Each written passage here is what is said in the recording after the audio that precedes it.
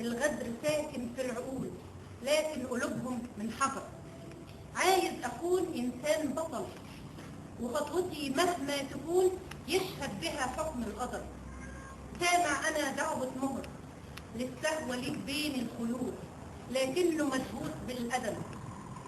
عارف أنا إن القدر محسوم ومكتوب على البشر لكن بطبعي بنعزه بين الحقيقة والغدر. يا طبع غلاب من الصغر، امتى تغير خطوتك وين ولد فيها العبر؟ اصحي يا نفس من النقص، ده ربي علام الغيوب، جايز يخليكي بدر وفي لحظة يمحي نظرتك،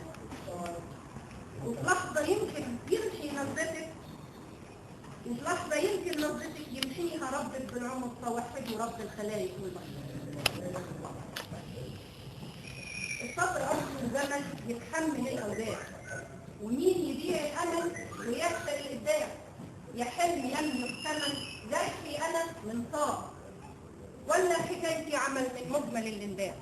داري يا عين دمعتك في صخرة الآهات، خبي كمان بسمتك في سكة المسافات. داوي حنين بسمتك وطيب السكنات، يا روح وطيرة في الفضاء ظلك كما المتاهات.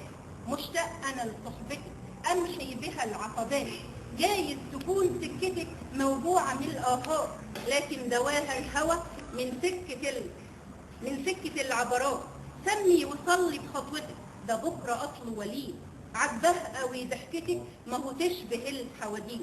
في الصبح طلع بسمتك مع شمس ما بتغيب، والليل جبال ودمعتك في بدر والله قريب. الصبر أصله جمل يتحمل الأوجاع. شكرا.